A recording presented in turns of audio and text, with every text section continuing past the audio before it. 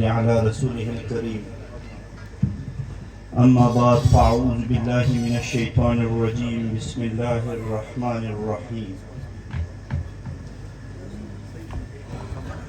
ټول ناول خو زه د سلسله نقشبندیه شاذلي دا دومره ښایسته اجتماع منعقد کولو باندې د منتظمینو ته او دې ټولو ملګرو ته د زړه د کومې نه مبارکباد ورکوم او په سټیج باندې ناست دومره درانه خواږه علماء کرام اکابرین مشران او ما ته مخامخ خپل دین سره محبت کولو والا دین اسلام سره مینې کولو والا اسلام سره محبت کولو والا دومره خواږه زما وروڼه مشران کشران تاسو ټولو ته په دې عظیم الشان اجتماع کې په شرکت کولو باندې خراجي تحسین هم پیش کوم او الله ګواه دی چې زما دلته په راتګ باندې ما ته پته نه وه چې دومره ښایسته اجتماع به وي. زما زړه ډېر زیات خوشحاله شو. زما دوستانو مشرانو چونکې د هر اجتماع نه یو پیغام تلل پکار دی چې اخر موږ د اجتماع ته ولې راغلي یو او موږ دې کې شرکت ولې کوو. الله رب العزت به موږ په دې باندې څه راکوي چونکې زموږ زندګي داسې ده چې هغې کې موږ صرف د دنیا کامیابي نه غواړو او زموږ حضرات صحابه کرام رضوان الله اجمعین چې کومه زندګي تېره کړې ده هغې موږ ته ښولي دي نو هغې کې موږ ته دا خبره میلاویږي چې هغې هر یو عمل به په دنیا کې یا د دنیا د فایدې لپاره یا که د دنیا نه نو کم از کم د آخرت په اعتبار سره به هغې هر قدم اوچتولو چې دا دوه خبرې ورکیني نو هسې خپل وخت نه دي ضایع کول پکار. نو دا دومره ښایسته اجتماع یقینا دا په دې ځمکه باندې د الله رب العزت د نامې اوچتولو دپاره او د الله پیغام ټولې زندګو کې راوستو دپاره یو زبردست اجتماع ده. دومره خلک راغونډېدل او دلته کې د الله خبره کول د هغه الله پهچان کول کوم الله چې خپل پهچان دپاره 1,24,000 انبیا علیه السلام دې دنیا ته رالیږلي.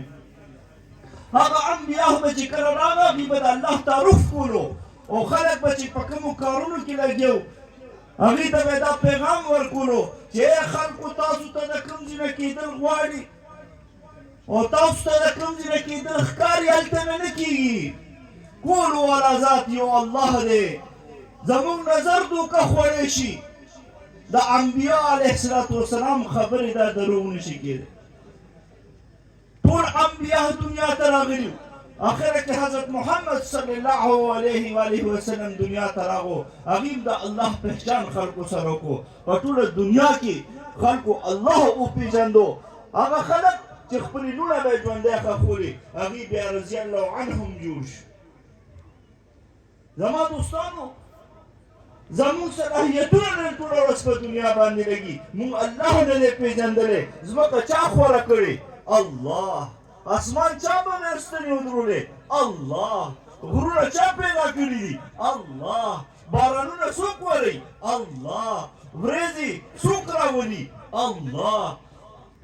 موږ چا پیدا کړي یو؟ الله. مرګ څوک راولي؟ الله. ګټه څوک ورکوي؟ الله. تاوان څوک ورکوي؟ الله. شکست څوک ورکوي؟ الله. فتح څوک ورکوي؟ الله.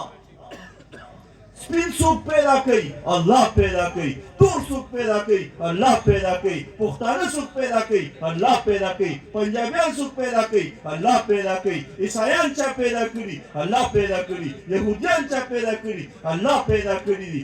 ګټه ورکولو والا ذات الله او فتح او شکست ورکولو والا الله. تاوان ورکولو والا الله او دغسې ورځ په شپه کې بدلولو والا الله په قرآن کې فرمایي که ما دا ورځ اوږده که څوک شته چې په شپه کې بدله کړي که ما دا شپه اوږده که څوک شته چې بیا په ورځه کې بدله کړي. الله هر څه کوي. الله زمون خالق دی بل خالق نشته.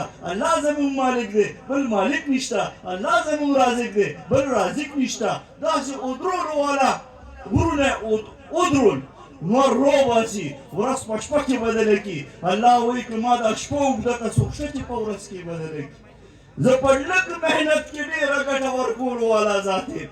او زه په ډېر محنت کې لږې ګټې ورکولو والا ذات یم زه بلکل مړ سړی راپاڅوم صحت والا ورکړم او صحتمند سړي اعلان وشي 12 بجې به اعلان کېږي هغه مړ شوی دی زما دوستانو دا الله دی چې موږ او تاسو پیدا کړي یو موږ او تاسو د هغه په تصرف کې یو هغه الله ډېر کریم دی موږ او تاسو نه دی پېژندلی هغه الله موږ سره ډېره مینه کوي موږ الله هېر کړی دی نن مؤذن اذان کوي الله اکبر الله لوی دی راشه الله سره سلو وکړه زه دوکان کې ناست یم یو بل ورور ته وایي ته د 1 بجې جمعې له لاړ شه زه به د 2 بجې جمعې له لاړ شم خو موږ جمعې له په یو ځای نه شو تللی ګاګ به راشي دوکان به بند وي ګاګ به رانه خفه شي بیا مؤذن وایي الله اکبر الله لوی دی راشه الله سره سلو وکړه ستا دفتر لوی نه دی ستا پټی لوی نه دی ستا ښځه بچو کې کامیابي نشته ستا مال و متا کې کامیابي نشته او ستا په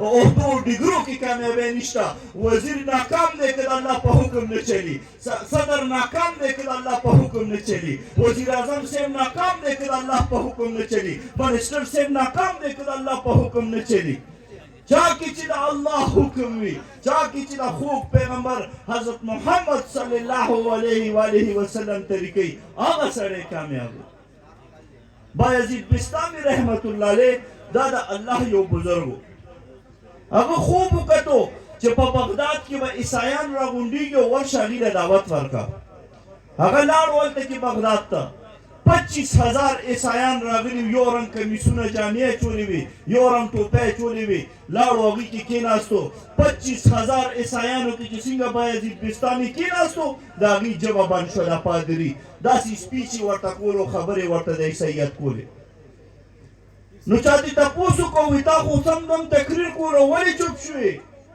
وایي مونږ کې څوک محمدي راغلی دی کېناستو یو مسلمان ورکی کېناستو د هغه ژبه بند شو وایي څوک دی هغه محمدي راشي پایسه وایي هغه پاڅېدو وایي دلته راشه سټیج ته راوستو وایي زه به درنه تپوسونه کوم که تا ماله د خپلو سوالونو جواب رانه کړو نو دا ټول خلک به تا رانیسي مونږ به تا قتل کوو هغه ورته ویل ته ماله تپوسونه وکړه زه به جوابونه درکړم خو اخره کې به درنه زه یو تپوس کوم یا به ما هم د هغه خبرې جواب راکړي وایي ټیک ده ورته ویل دا راته ووایه چې هغه یو راته وښیه چې دویمې نشته بایزید بستامي رحمت الله علیه پادري له جواب ورکړو وایي هغه الله دی وحده لا شریک دی د دې دویم نشته وایي داسې دوه راته وښیه چې درېمې نشته وایي هغه ورځ او شپه ده الله په قرآن کې ذکر کړي چې دا ما دوه شیونه پیدا کړي درېمې نشته خو وایي داسې درې راته وښیه چې څلورمې نشته وایي الله خپله په قرآن کې وایي چې زما په عرش باندې درې شیزونه دي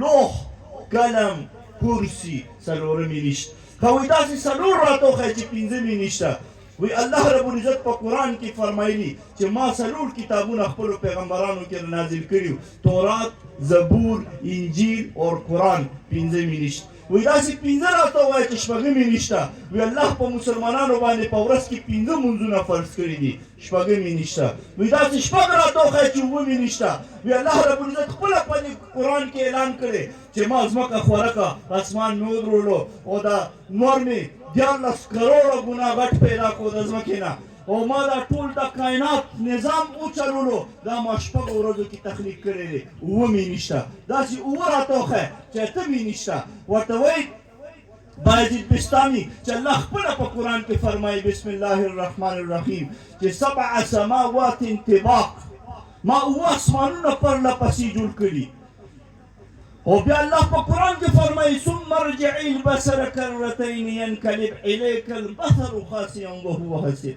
तुम नजर वर्की तुम नजर दौड़ाओ मेरे बनाने पर तुम्हें रहमान के बनाने में कोई भी फतूर नजर नहीं आएगा तो रहमान पर जोड़ो खपल नजर को तीर का ताते बद रहमान पर जोड़ो की ओ जरा फर्क हम कार नशी अल्लाह पखपल ऐलान करे वो रजो की में वो आसमानों में पैदा करिया तमी निश कविदा से अतरा तो खैची न हमी निशा वे अल्लाह खपल पर कुरान की हुई कि जमा अर्श अतो गटो गटो फरिश्तोनी वले न हमी निश दासे नह दासे लस दासे यौलस د یوسف علیه السلام 11 رونه 12 میاشتې دي په کال کې 14 14 شپېته سوالونه یې ورنه تپوس وکړو د شپېتو جوابونه وله بایزید بستامي رحمت الله علیه ورکړ. بیا د نمبر نه ووتو، ورته ویل هغه شی راته ووایه چې بېجان دی هغه نه جاندار پیدا کېږي. ورته ویل انډه ده انډه، ها ده بېجانه ده او جاندار دې پیدا کړي. وایي داسې شی ووایه چې الله پیدا کړی او بیا یې د هغې تعریف هم کړی چې دا زبردست دی. وایي دا د ښځو مکر دی چې د هر ویښته لاندې یو یو مکر پټ وي او الله په قرآن کې پخپله پیدا کړی او بیا یې د هغې تعریف هم کړی چې د ښځو مکر ډېر زیات زبردست دی. ښه وایي دا کوم شی دی؟ پادري ورته وایي چې الله پیدا کړی او بیا یې تپوس هم کړی چې داسې دي. وایي دا د موسی علیه السلام لاټي ده، لاټي کونټی ده. الله پیدا کړی او بیا یې تپوس هم کړی ای موسی ستا په لاس کې څه دي؟ الله ته پته وه بیا هم تپوس کړی. بیا ورته هغه شی راته ووایه چې هغه بېجان دی سم پکې نشته او هغه هم د بیت الله شریف طواف کړی. ورته ویل دا د نوح علیه السلام کشتی ده چې کله طوفان نوح راغو دا کشتی راغه دې پهله 7 پیرې د بیت الله شریف تو کړې وي. دا بېجانه ده او هغې هم طواف کړی. غرض دا واقعه ډېره اوږده ده، زه خپل مقصد ته به هم راځم چې د ټولو سوالونو جوابونه وله ټیک ټیک ورکړه. بایزید بستامي رحمت الله علیه ورته وفرمیل اوس زه تا نه یو تپوس کوم، ما له صرف د یو سوال جواب راکړه. هغه پادري ورته ویل اوس ته سوال وکړه ته څه سوال کې؟ بایزید بستامي رحمت الله علیه ورته وفرمیل ما ته دا ووایه چې د جنت کنجي څه ده؟ د جنت کنجي څه ده؟ په څه به کلاویږي دروازه؟ هغه چوپ شو. 25,000 عیسایان ودرېده. وایي تا خو په بایزید بستامي رحمت الله علیه باندې د سوالونو باران وکړو، خپله د یو سوال جواب نشي ورکولی. هغه پادري ورته ویل زه به جواب ورکړم خو تاسو به یې منئ نه. ټولو ورته ویل مونږ به یې منو، ووایه د جنت کنجي څه ده؟ پادري ورته ویل نو بیا واورئ د جنت کنجي ده لا اله الا الله محمد رسول الله. 25,000 عیسایان امت کې مسلمانان شو. کله چې کلمه زړه ته کوشي د انسان بیا الله رب العزت د ده ایمان جوړ کړي، بیا د ایمان په سترګو باندې دی هر یو شي ته ګوري. کله چې د انسان ایمان جوړ شي بیا الله وپېژني. کله چې د انسان ایمان جوړ شي دی بیا په خپلې زندګۍ کې چې کوم عمل هم کوي دې کې به ګوري چې دا زما د نبي طریقه ده که نه ده. وجه کائنات د دواړو جهانو سردار امام الانبیاء خاتم الرسل زمونږ او ستاسو نبي زمونږ او ستاسو پیغمبر د چا باره کې چې موسی علیه السلام الله ته وویل یا الله اخري پیغمبر به راځي ما صحیفو کې وویل د هغه نامه به احمد اور محمد وي. یا الله تا هغه له احمد اور محمد نامه دې ورله ورکړې، لقب دې ورله ورکړی دی حبیب الله. ابراهیم سره خلیل الله، عیسی روح الله دی، زه کلیم الله یم. یا الله د دې کلیم الله او حبیب الله کې فرق څه دی؟ الله ورته ویلی موسی کلیم الله هغې ته وایي چې د الله په راضي کولو کې لګېدلی، او حبیب الله هغې ته وایي چې الله یې په خپله په راضي کولو کې لګېدلی. زمونږ او ستاسو نبي وجه کائنات چې هغه نه وی پیدا الله به زه او ته نه پیدا کړو. د هغې طریقې دا ټول کائنات قیمتي نه دی، د نبي علیه السلام ذات مبارک قیمتي دی. د کائنات نه چې څومره شیزونه وځي که مال دی، دولت دی، موټر دی، بنګله ده، ښځه ده، بچي دي، کپړې دي، جامې دي، بوټان دي، برانډډ شیونه دي، موبایل دي، د الله په ذات درته قسم خورم دا قیمتي نه دي.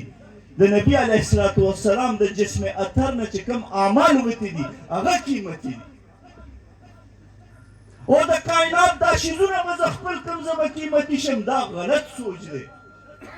بلکې د نبي علیه السلام د جسم اطهر نه چې کوم اعمال وتي دي هغه چې زه خپل کړم نو زه به قیمتي شم.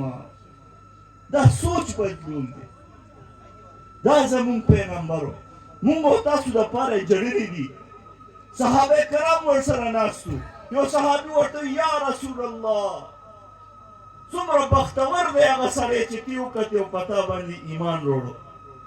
نبی علیہ الصلوۃ والسلام ورته فرمایل مفهوم داسې دی و یو ځل دې مبارک وي په دویم ځل دې مبارک وي په دریم ځل دې مبارک وي څلور پنځه شپږ اووه اته نهه لس ځل دې مبارک وي هغه سړي ته چا به چې زه نیم کتلی او په ما باندې به ایمان روړی مونږ به تاسو یاد کړي یو ځل نبي علیه الصلوۃ والسلام فرمایل زما زړه غواړي چې خپل وروڼه وګورم صحابه کرام ورته فرمایل یا رسول الله موږ ستا وروڼه نه یو وایي نه تاسو زما ملګري یئ زما وروڼه به هغوی چا به چې زه نیم کتلی او په ما باندې به ایمان روړی